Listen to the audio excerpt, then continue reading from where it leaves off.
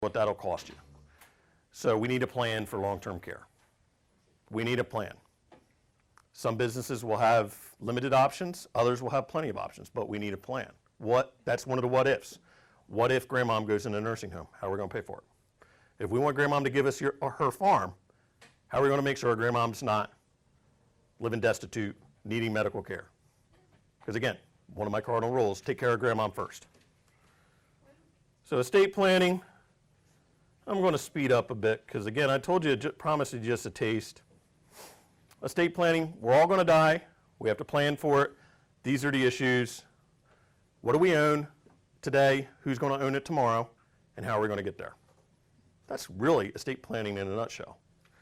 We're dealing with taxes. We're dealing with the post-death costs. We're dealing with powers of attorney, advanced medical directors. What happens if we don't die but we're not able to do things, like make decisions on ourselves? We're incapacitated. Very important because that's another thing. We don't know when it can happen. I knew a farmer down in central New Jersey years ago who had an accident, and he was in a coma for about 2 months, I think. He's fine now, but it was a good long while that, he was out of it. So he needed a power of attorney, not just for family stuff, but to make sure the bills get paid for the business. If you're operating a sole proprietorship and you don't have a power of attorney, that business ceases. Your employees can't get paid. So we need to, you need to have this thing. It's a responsible thing to do. See some of the documents, wills, trusts. Not everybody needs all these, but everybody needs a will. Everybody needs a power of attorney. And you really should consider an advanced medical directive. Even if you say, do everything in your power to keep me alive for as long as possible. Make sure people know that, because you may not be able to make that decision. So summing up here, wrapping up, what fits your situation the best? Everybody's situation and circumstances is different. Everybody I talk to thinks they are the most unique person in the world. Now, I've seen enough people to say, it's about once a year I get a curveball to where it's like, I've never heard that before. Or that's really kind of a unique issue. But there's more similarities than differences, is what you'll find when you get into working with a planner. The past is history. We can't fix that. Let's plan for the future. Absolutely hire professionals. Make sure they work for you. Make sure they're not just giving you a boilerplate plan, but they are listening to you, finding out what your goals are, developing your plan, not just what came off the shelf. So when should you do this? Now. Even if you just started your business, you should have a plan. Because again, you never know when what's going to happen. So you should have at least a basic plan, a basic estate plan once you've started your business. What happens if I get hit by a truck tomorrow? What happens if I die tomorrow?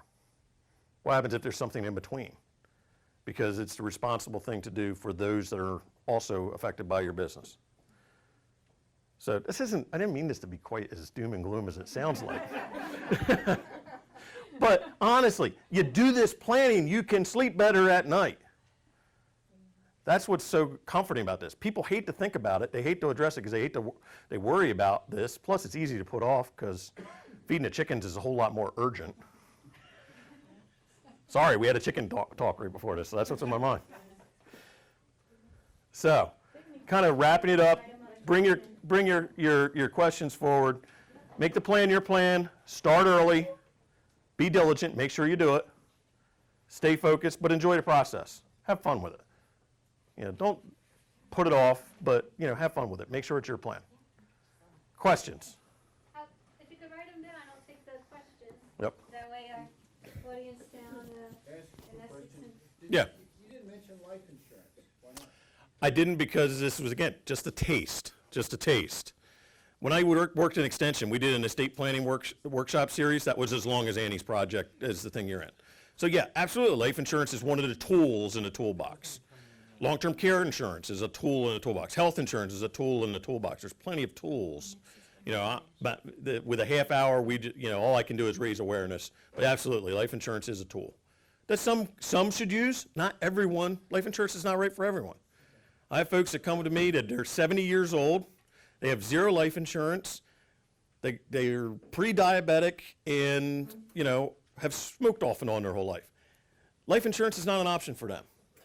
They can get a policy, but in 3 years they will have paid the entire face value in their premiums. So yeah, that's not a tool. But Somebody that's I'm working with somebody right now I got a bunch of kids coming into the business. They're all in their late 20s, early 30s. We're buying up insurance. We're buying a bunch of insurance for them. More than they need today because it's cheap right now. And also, they have a bigger insurable need because they got families. They got people that will miss their income for the business if they die.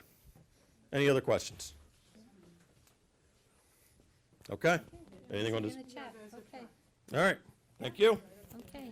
Hey, do we have any questions on chat from Essex or Atlantic County? Okay. All right, thank you, Keith. Close this out. Okay. Let's make sure that we're page up, page down, functioning. No questions. They just said no questions.